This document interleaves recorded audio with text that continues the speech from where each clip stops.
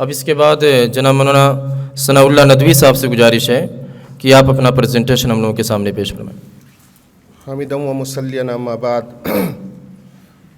تمام تعریفیں اس اللہ کے لیے ہے جس نے ہم سب کو یہاں یکجا کیا اور ہمیں یہ سعادت بخشی کہ ہم آپ کے سامنے چند اپنی کچھ گزارشات آپ کے سامنے رکھ سکیں۔ محترم قابل قدر صدر مجلس، قابل رشک و احترام علماء کرام اور بہت بہت محبت کے لائق عزیز ساتھیوں، دوستوں اور امت کے لوگوں، ابھی آپ نے بہت ہی تفصیل کے ساتھ حضرت مولانا غلام رسول صاحب فلاحی سے مدارس کے حالات اور ملک میں مسلمانوں کے صورتحال کے بارے میں سنا۔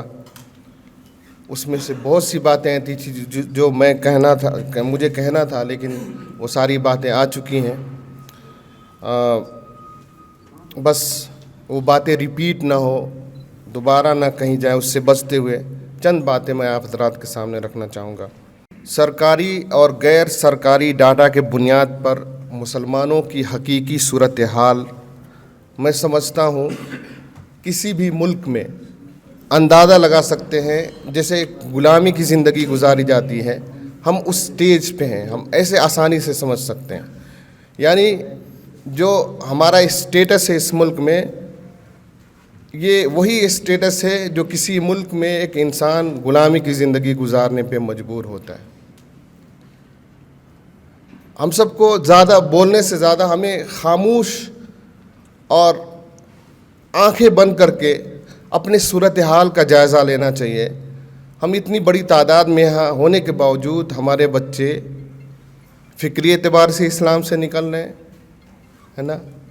اسی طرح کھلم کھلا اسلام سے نکل رہے ہیں، جبکہ یہاں بہت بڑی تعداد مدرسوں کی ہے، بہت بڑی تعداد آرگنائزیشنز کی ہیں۔ سرکار نے بھی ہمارے ساتھ ایسے ہی معاملہ کیا ہے کہ ہمارا صحیح ڈاٹا ہمارے سامنے نہیں آتا۔ محکمہ تعلیم اور UN کی رپورٹ کے مطابق مسلمانوں کی آدھی سے زیادہ آبادی ناخواندہ، پسماندہ اور الٹریٹ ہے۔ 40% سے زیادہ ہمارے قیمتی بچے اور بچیاں اسکول اور مدرسہ دونوں تک پہنچ پانے سے محروم ہیں۔ ذات و نسل کے اعتبار سے مسلمان تعلیم میں سب سے پیچھے ہیں۔ سرکار نے بھی ہمارے ساتھ سوتیلا سلوک کیا۔ ایک تو ہمارا صحیح ڈاٹا سامنے نہیں لاتی، ایک طرف نیشنل پاپولیشن سینسس کے مطابق ہماری آبادی 4.4 بچپن سے سنتے آتے ہیں، اور یہ پڑھنے اور سننے کو بھی ملتا ہے کہ ہم 2050 تک 30% ہو جائیں گے۔ مسلمان زیادہ سے زیادہ بچہ پیدا کرتے ہیں، یہ سب باتیں ہوتی ہیں، افواہیں ہوتی ہیں۔ تو دوسری طرف ملک کی آبادی 2,65,00,000 سے 3 کروڑ کی ہو گئی ہے، پھر بھی ہم 4.4 ہی ہیں۔ یہ ہمارے ساتھ مذاق ہوتا ہے۔ بلکہ 2022 میں جو لاسٹ سینسس کی رپورٹ ہے، اس میں ہم کم دکھائے جا رہے ہیں، یعنی جو 4.4 تھا اس سے بھی ہم کم ہو گئے ہیں۔ سرکار نے ہمارے ساتھ یہ سلوک کیا۔ ایک آیوگ بھی گٹھن ہوا تو اس کے ذمہ مسلمانوں کے کچھ مسائل یکجا کرنے تھے، مسلمانوں کے مسائل پیش کرنا تھا، تو اپنا اصل کام چھوڑ کر کے کمبل اور دال چاول کی تقسیم میں ہے۔ دراصل مکاتب، مدارس، جامعات، اسکول اور یونیورسٹیز تک نہ پہنچ پانے والوں کی بڑی تعداد ملک میں ذلت، پستی، در کی ٹھوکریں کھانے اور آئینی حقوق و پہچان سے محرومیت کی بڑی وجہ ہے۔ ایک طرف تو یہ تھا، سرکار نے ہمارے ساتھ ایسا معاملہ کیا، دوسری طرف ہم بھی اپنے بچوں کو اگنور کرتے رہے۔ ہم نے بھی اپنے سماج میں نہیں جھانکا، اپنے غریبان میں نہیں جھانکا، اپنے گھر میں نہیں دیکھا۔ ہمارے بچے آنکھوں کے سامنے اسلام سے نکلتے رہے، ہم نے ان کی تعلیم کے سلسلے میں خیال نہیں کیا، بندوبست نہیں کیا۔ بلکہ آج اگر یہ کہا جائے کہ ایجوکیشن اور دینی و اخلاقی تعلیم اور اسی طرح مورل ایجوکیشن پر سب سے کم پیسے خرچ کرنے والی کوئی قوم، سب سے زیادہ بخیل اور کنجوس کوئی قوم ہے تو وہ مسلمان ہے۔ پیارے نبی صلی اللہ علیہ وسلم نے اپنی بعثت اور لوگوں میں بھیجے جانے کا مقصد یہ بتایا، انی بعثت معلما، کہ میں تمہیں تعلیم یافتہ بنانے کے لیے بھیجا گیا ہوں، ہے نا. لیکن آج ہماری یہ حالت ہے، غیر لوگ ہمارے ڈاٹا نکال کے دے رہے ہیں کہ مسلمان سب سے زیادہ پیچھے. یعنی ہمارے لیے ایک ایسا مقام ہے جس میں ہمیں شرم سے ہمارا سر جھک جانا چاہیے. دوسرے لوگ، اور وہ بھی صحیح ڈاٹا نہیں ہے. اگر صحیح ڈاٹا مسلمانوں کے سامنے آ جائے تو میں سمجھتا ہوں راتوں کی نیند نہ آئے. مسلمان نکل رہے ہیں تعلیم میں بھی پیچھے، ہر معاملے میں دھکیلے جا رہے ہیں. اسی طرح دوسری قوموں کی حالت اگر دیکھی جائے تو دوسری قوم اپنے کھانے پینے کے سٹینڈرڈ سے کٹوتی کر کے، کپڑے کے معیار میں کمی کر کے، اپنے گھروں میں بجلی کا بل کم کر کے، چراغ کم جلا کے، اپنے اخراجات اور ضروریات سے کاٹ چھانٹ کر اور بچا کر اپنے بچے اور بچیوں کو پڑھاتی ہیں. جو قوم اس قسم کی قربانیاں دے سکتی ہیں وہی قوم آگے بڑھنے کا حق رکھتی ہے. اور جو کھانے پینے پر بے تحاشا خرچ کرے، شادیوں پر بے تحاشا خرچ کر کے مقروض ہوں، اور جہاں کم خرچ سے کام چل سکتا تھا وہاں دکھلانے کے لیے زیادہ خرچ کرے، وہ قوم کیسے آگے بڑھ سکتی ہے؟ اصل سرمایہ کاری، اصل انویسٹمنٹ وہ ہے جو اپنی نسل پر لگائی جائے اور اپنی قوم کے بچوں اور بچیوں پر لگائی جائے. اس لیے کہ قوم کے بچے اور بچوں کی ترقی اپنی ترقی اور اپنے ملک ملت کی ترقی ہے. قوم کے لوگوں کے دل و دماغ میں یہ بات بیٹھ جانی چاہیے کہ علم کے بغیر انسان کا وجود، اس کا ضمیر ایک چلتی پھرتی لاش سے زیادہ کچھ نہیں ہے، جو سننے، دیکھنے اور بول سکنے کے باوجود مردوں کی مانند ہے. علم کے بغیر نہ سماجی حالت مستحکم و اسٹیبل ہو سکتی ہے اور نہ معاشی، اور نہ ہی کبھی استحصال و ایکسپلائٹیشن ختم ہو سکتا ہے. اسی طرح بہت سے مسائل، اسی طرح اور آنے والی نسلیں نہ اس طور پہ کامیاب ہو سکتی. تعلیمی پسماندگی اور بیک ورڈنس کو ختم کرنے میں سرکار اور سیاستدانوں سے مجھے لگتا ہے ذاتی طور پہ زیادہ مدد کی امید نہیں کی جانی چاہیے. قوموں کی ترقی کے لیے خاص طور سے جمہوری ملکوں میں ہر کام سرکار نہیں کیا کرتی، یا ایسا نہیں ہوتا کہ باہر سے کوئی طاقت آئے اور جادو کی چھری پھیر دے اور راتوں رات قوم ترقی کے عروج پر پہنچ جائے. قوموں کی ترقی کی تاریخ میں ایسا شارٹ کٹ نہیں ملتا. اسی ملک میں مسلمانوں کے علاوہ دوسری پچھڑی ذاتی کے لوگوں کی ترقی کی بے شمار مثالیں موجود ہیں. پچھڑی ذاتی کے لوگوں نے پرائیویٹلی اپنا گراف خود ٹھیک کیا ہے اور وہ غربت، مفلسی، پچھڑا پن سے نکل کر حیران کن ترقی کے راستے پہ ہے اور مزید ترقی کے لیے کوششیں کر رہے ہیں. یہ انقلاب کسی سرکار نے برپا نہیں کیا یا کسی طاقت نے جادو کی چھری نہیں پھیری، بلکہ اسی ذات کے ذی شعور لوگوں نے اپنے اسٹریٹجک پلان اور منصوبہ بندی سے اپنے لوگوں کو ترقی کے راستے پر لایا. یہ بات اب تک ہم مسلمانوں کو نہیں سمجھ آئی اور امیدیں لگائے بیٹھے رہیں، وہیں دوسرے قوموں کے باشعور لوگوں نے اپنا گراف خود ٹھیک کیا اور کر رہے ہیں. اور ایسا بھی کبھی نہیں ہوا کہ قوم کی ترقی کے لیے آج قدم اٹھایا گیا اور کل تک نتیجتاً کامیابی مل گئی ہو. اس کے لیے مسلسل کوششیں، جدوجہد ضروری ہوتی ہیں، اور یہ بھی ضروری نہیں ہے کہ اس کے پھل اور فائدے آپ اپنی خود کی زندگی میں دیکھ سکیں. نسلوں کو ٹارگٹ کرنا ہوتا ہے. اور یہ بھی حقیقت ہے کہ قوم کی ترقی ہمیشہ مل کر ایک دوسرے کے تعاون سے ممکن ہے.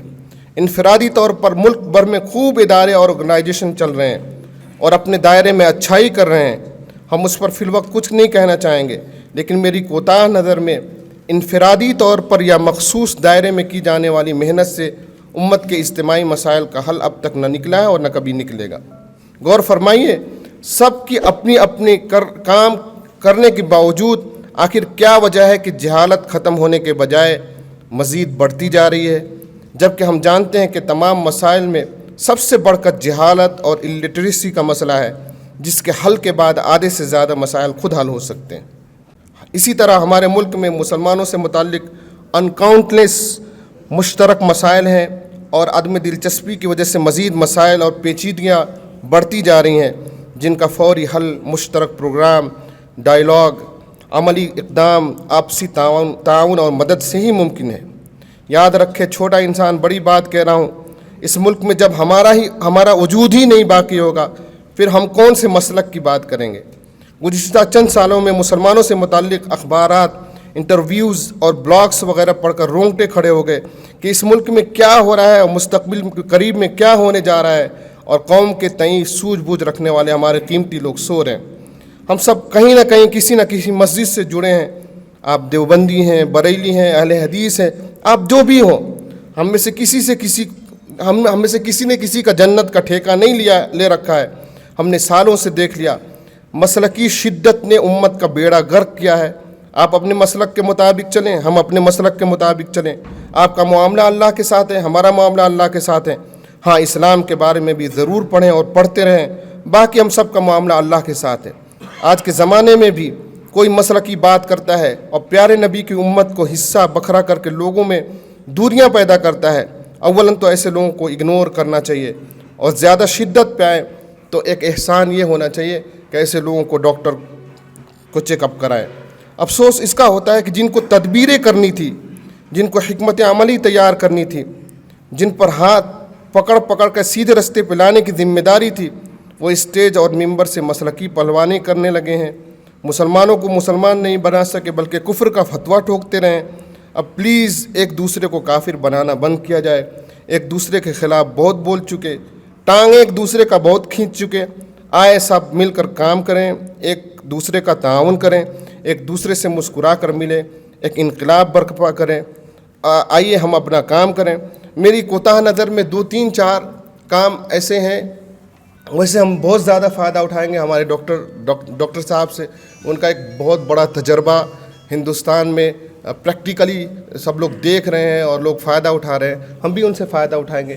لیکن 2-3 کام ایسے ہیں، اگر ہم اگر شروع کر لیں تو بنیادی طور پہ ہم تھوڑی بہت جو ہے اپنی جو یہ بہت ہی تیزی کے ساتھ جب ہم نیچے ہمارا گراف جا رہا ہے اس سے ہم روک پائیں گے۔ ایک تو یہ ہے کہ ابھی آپ نے سنا کہ ہمارا صحیح ڈاٹا سرکار نے نہیں دیا، بلکہ ہم کم ہوتے جا رہے ہیں، تو ہمارا بھی صحیح ڈاٹا ہونا چاہیے۔ ہمارے لوگوں میں ماشاءاللہ بہت سے قابل لوگ بھی ہیں، لیکن ایک پلیٹ فارم نہ ہونے کی وجہ سے اور ایک ساتھ نہ ہونے کی وجہ سے ہم وہ کام نہیں کر پا رہے۔ تو ہمارے درمیان ایسے کچھ لوگ ہونے چاہیے جو ہمارا صحیح ڈاٹا یکجا کریں۔ اس میں خاص طور سے جو ہماری نسلیں ہیں ان کی بھی لسٹنگ ہونی چاہیے، اور ساتھ ہی ساتھ اس کا رجحان کس چیز میں ہے، کیا پڑھنا چاہتے ہیں، اس کی کاؤنسلنگ بھی ہونی چاہیے۔ ایک تو یہ ہے کہ ہم صحیح ڈاٹا کر لیں، یکجا کریں، اور اپنا جمع کرنے کے بعد اسی طرح اور دوسرا جو ہم کام کریں وہ یہ ہے کہ ہمارا جو ڈراپ آؤٹ ہے، ہم کس وجہ سے ہم تعلیم چھوڑ دے رہے ہیں، اسکول چھوڑ دے رہے ہیں یا مدارس چھوڑ رہے ہیں، اس کی وجہ تلاش کریں، اور وجہ تلاش کرنے کے بعد اس کا حل پیش کیا جائے۔ اور اگر وہ چھوڑ دے رہے ہیں گھر کی وجہ سے تو سماجی دباؤ اس کے گھر پہ ہونا چاہیے۔ اسی طرح ایک ایسا نصاب بھی مرتب ہونا چاہیے جو اسکول کالج سے پڑھے ہیں، ان کو جو بنیادی جو دینیات ہے وہ پڑھائے جائیں، ایسے کورس ڈیزائن کیے جائیں جو ان کے لیے ضروری ہو۔